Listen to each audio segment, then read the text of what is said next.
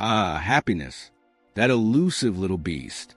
You chase it, you catch it, and then poof, it vanishes like a dream you can't quite remember. Or worse, you spend years thinking happiness is just around the corner. Just one more promotion, one more relationship, one more self-help book, and then you'll be happy. But what if I told you that some guy in ancient Greece had it all figured out thousands of years ago? That his answer to happiness was so simple, so obvious, that you're probably already doing it right now?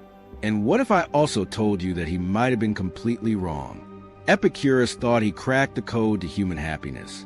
He believed life's greatest joy wasn't in wealth or power, or even that slightly too expensive artisan coffee you insist isn't a waste of money. No, he said all we need to be happy is this: bread, water, good friends. That's it. No mansions, no luxury yachts, no endless doom scrolling through social media, looking for meaning. Just a simple life, free from pain. But hold on. If happiness was that easy, why are we all blissfully content right now? Why do we still chase things we know won't make us happy? And why do we sometimes find happiness in things Epicurus would have called pointless suffering? Maybe Epicurus was right. Or maybe, just maybe, he was missing something big. Let's find out. Epicurus and the pursuit of happiness. Epicurus was a Greek philosopher who lived around 300 BCE, and his whole deal was pleasure. Not the wild, hedonistic kind where you wake up in a fountain surrounded by empty wine bottles, but a quiet, peaceful kind.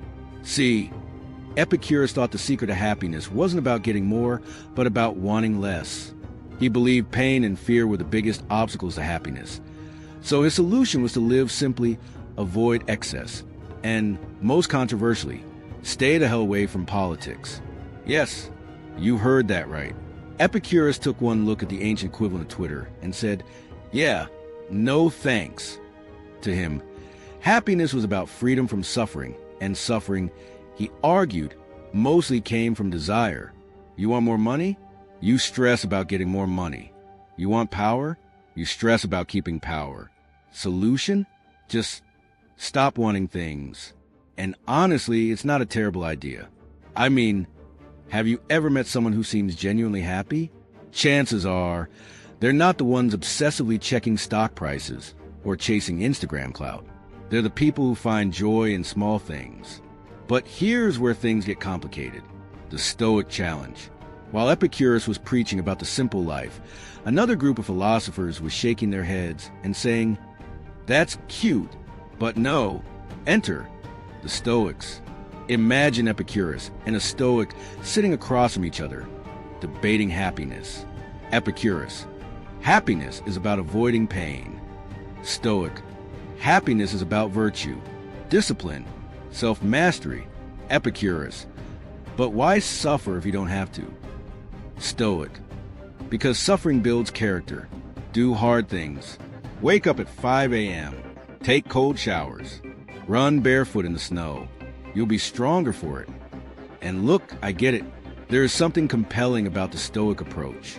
We do tend to respect people who push through adversity. And some of the most meaningful moments in life do come from struggle. Falling in love? Terrifying. Pursuing a passion? Full of setbacks. Growing as a person? Deeply uncomfortable. So if Epicurus is right, why do we so often choose a harder path? The paradox of happiness. Here's where things get tricky. Epicurus thought pain was the enemy of happiness. But what if sometimes pain is happiness? Think about it. Have you ever had a moment where you suffered for something and it was worth it? Maybe you spent months training for a marathon. Maybe you stayed up all night working on something you loved. Maybe you put yourself through the emotional ringer for a relationship that, even if it ended, changed you forever. Epicurus would say, well, that's just the absence of a greater pain. But does that explanation really hold up? Maybe happiness isn't about avoiding pain. Maybe it's about finding the right kind of pain. The real question. But here's the real kicker. If happiness were as simple as Epicurus claimed, we wouldn't still be debating it today. And yet, we are. Maybe happiness isn't something we find at all. Maybe it's something we create. Maybe it's not about eliminating suffering, but about making it meaningful. So, what do you think? Was Epicurus right? Was he wrong? Or, like most things in life, is the answer somewhere messily in between? Are you happy?